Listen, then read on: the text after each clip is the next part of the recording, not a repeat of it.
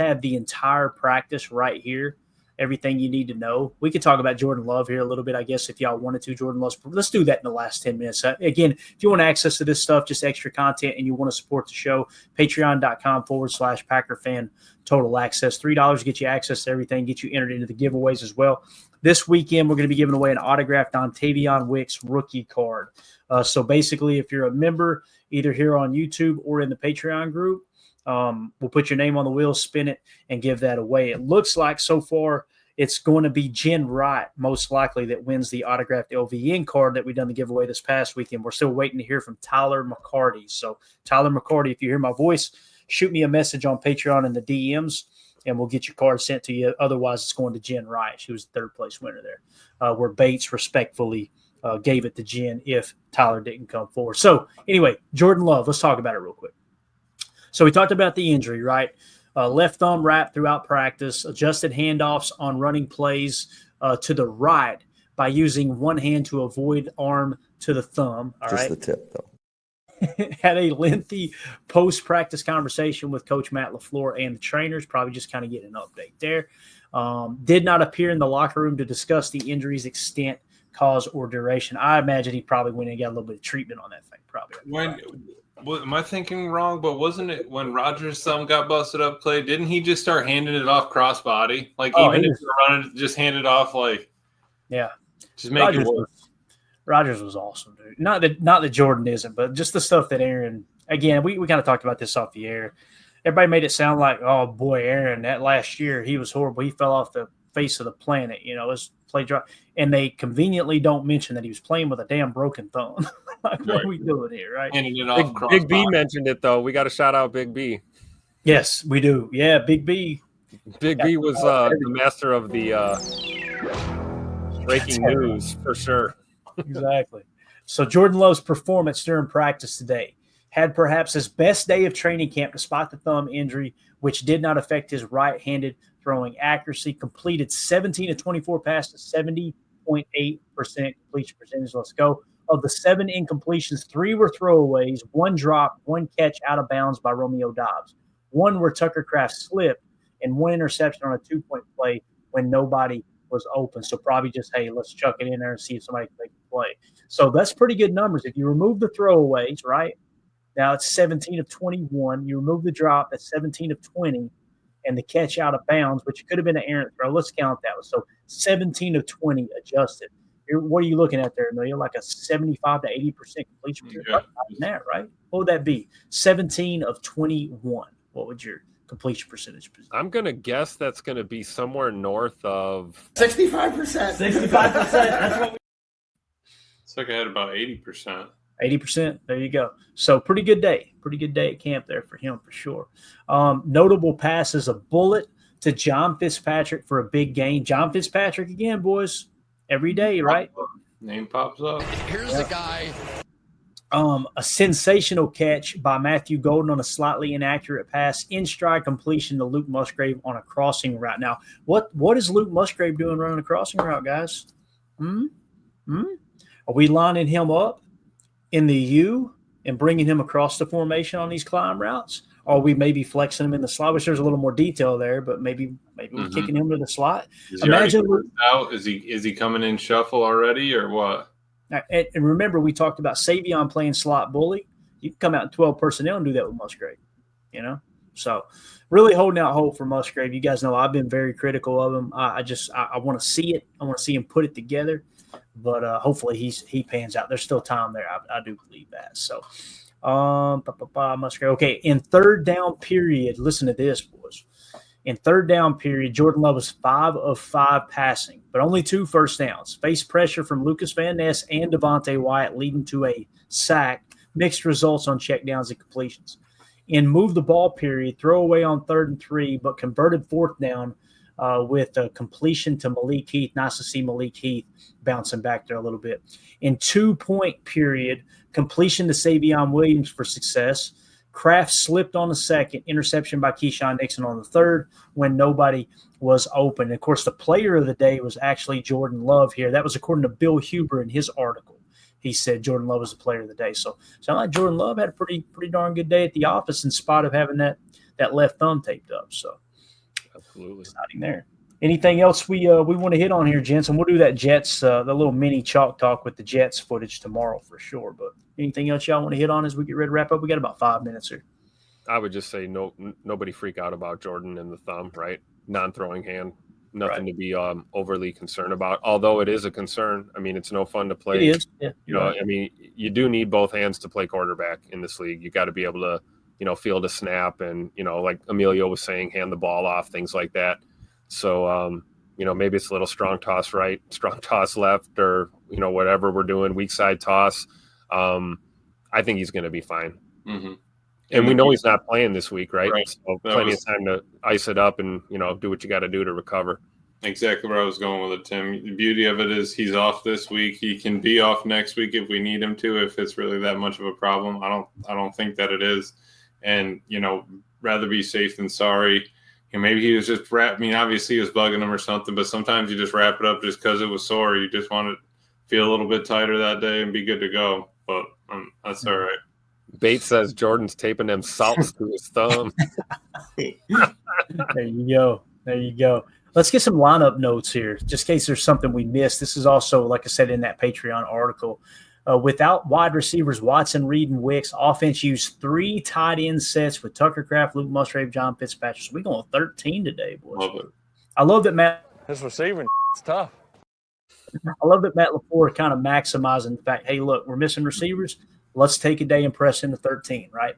And what does that do on defense? If you're doing 13 personnel and you're doing that in 11 on 11, that means you're triggering your base 4-3 or who knows, maybe some kind of a 5-2 look, right? Something like that. And what I love is Matt's probably not just all slapping him on the line, one guy off to, keep the numbers even. He's probably moved. He's probably got 1 or 2 on the line, maybe 1 at back. We got 1 flexed out. So that's going to be exciting to see some 13 that he gets creative with. Yeah, definitely. Safeties with McKinney and Anderson out. Evan Williams and Javon Bullard started in the base. Bullard to the slot in the nickel. Catano Ladapo came in at safety in the nickel. So there you go. There we go. It was KT, right, that got called up. There's our answer. Offensive line, Rasheed Walker limited to individuals with the groin. Jordan Morgan at left tackle. Banks at left guard. Jenkins at center. Ryan at right guard. Tom at right tackle. Jacob Monk Summit center, Anthony Belton Summit right tackle. It's feeling like, and it's early, it's feeling like Anthony Belton might press right into that right tackle, him be the backup right tackle. That would be pretty cool. Think about this. Let's say everybody's healthy, okay? We go into the season, and you got Rasheed Walker left tackle, Banks left guard, Jenkins center, Jordan Morgan right guard, Zach Tom right tackle. Well, let's say Rasheed Walker gets banged up. Take Morgan to left tackle. So far, so good. Looked pretty darn good against the Jets, right? You move him to left tackle. You got Sean Ryan plugging in at right guard, or it could be Anthony Belton. Let's say Zach Tom gets banged up for a series or two. You plug Anthony Belton right in at right tackle. You know what I mean? I'm feeling good about it. I feel way better about where we're at from the offensive line standpoint than where we finished last year. Now, they got to continue to put it together, obviously. And right. I love that, Clay. My only concern is that next step right after it, right? I feel like the depth beyond there is, if Sean Ryan comes in and Zach Tom gets banged up, Belton's in, then I'm a little worried we don't have the boy. But, yeah, thank you, Tim, because I'm telling you, that's where he would come in clutch, that right over the hump. You got, one, you get through one injury, you get through 2. It's that third one that catches you. But besides that, I feel like we're in a lot better shape this year than we were last year with our line. I do too.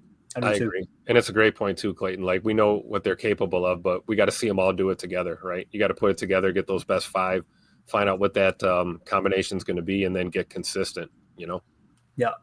Linebacker Quay Walker took most reps at middle with Cooper in the nickel and flanked with Cooper and nickel, and flanked by Cooper and McDuffie in the base. So they got Quay. I'm like 99.9% sure that Quay Walker is the mic. He is going to wear the green dot. That all the conversations we had in the offseason, it sounds like that's been decided based off what Hafley said. Matt LaFleur saying that Quay Walker, when he's healthy, he's the quarterback of our defense. So they're pressing into that, right? Mm-hmm. So it sounds like McDuffie definitely has a leg up as that other outside linebacker. which there's no surprise there really. However, when we do Chalk Talk tomorrow from the Jets game, we got a couple of Tyron Hopper clips going to get you excited. So Tyron Hopper as your mic. Mm-hmm. Yep. Yeah. And again, doesn't mean he's going to wear the green dot, right? Let's say, Lord forbid, something happens to Quay Walker, right? And he has to leave the game. You could still allow the game plan to stay in place with Edgerrin Cooper and let Tyron Hopper play Mike and let McDuffie still play his spot. You know what I mean? You're only replacing McDuffie would probably be your green dot. Probably would. Yeah. Yeah. So it's not like it happened last year, so that contingency plan has to be in place on what's going to happen if one of them goes down. And Hafley talked about that in his presser, right? He says we need guys that are able to step up and know what's going on. You know, we can't make the excuse of we didn't practice for this, during the week. And we talked about that last year with Bullard. Bullard being asked to go back to safety, and he was prepared to play the slot. Well, I think Hafley is stressing that we need guys prepared to play. Period. And wherever we need to put you out there, you need to be ready to go. Yeah. So number 2 secondary, Bo Melton and Micah Robinson at corner, Kalen King in the slot, Omar Brown and Jonathan Baldwin at safety. So Omar, it sounds like with Zane out, it's Catano Ladapo, then Omar Brown, right, on that. Now, then Jonathan Baldwin after that. But Kalen King, it sounds like Kalen King, you guys correct me if I'm wrong. It's hard to tell, though, because Nate Hobbs is still out. Right. We know with Nate Hobbs being out, I think Kalen King's your number 2 slot then. Right. That's what it looks like. And what I was going to say, Tim, I was going to take it a step further. What if Kalen King is the number 2 slot even if Nate Hobbs is healthy? It could be, right? We don't know yet. Early. But I think one thing is for certain, Keyshawn Nixon's done playing the slot, right? Yeah, he is. That's what it feels like. Barring an absolute emergency, right? Yeah. I think so. All right, training camp schedule, and we'll wrap it up right here. Only 3 open practices left. Next is going to be Tuesday at 10:30 a.m. at Ray Nitschke Field. Thursday, practice in Westfield, Indiana against the Colts. So that's going to be Thursday afternoon. And then Saturday, you got the game versus the Colts. So, Tim, is the practice tomorrow open or no? You know it is. I'll be there bright and early, baby. Let's go. Yeah. And I'm still waiting for confirmation on the private jet. I'm going to try and make it down for Thursday. We'll see what happens. Got it. If I can get home in time Thursday, because they're saying it's in the afternoon, I think it'd be pretty darn cool if we could do one of our patent live streams during that practice. I'll see if I can get home in time. It might be a little tough, but we'll see what we can. Probably throw on NFL Network. Probably get some clips and some looks, live looks from camp. We'll just do the live Twitter follow along like we did last time. Just getting the updates in real time, get everybody's reaction in real time. So it'd be fun. But sure. All right. And then the quote of the day, I think Bill Huber reported this from first-round pick Matthew Golden. Quote, "For me, it was just trying to get my feet wet. First NFL game, get back out there, get the feeling of just playing football again. The first 2 catches or the first catch, it felt good. First catch in my career, but I've still got a lot of work to do, and I'm ready for what's in front of me." I think this kid's going to be awesome, man. I think he's going to be absolutely awesome. So, anything else, boys? We good? All good. All right, Tim, appreciate you, buddy. And we'll see you boots on the ground tomorrow. We'll get all your firsthand perspective when we go live at 6:30 p.m. Central Time for PTA Live. Emilio, appreciate you jumping on here, buddy. Absolutely. And we'll see y'all tomorrow then. If you would, hit that like button, hit subscribe on your way out. If you're new here, it's your first time tuning in tonight, we appreciate you making us a part of your evening. Look forward to live shows just like this one pretty much daily. So thank y'all so much. As always, let's go out and be the change we want to see in the world. And go Pack. Here we go. We're out. Bye, guys.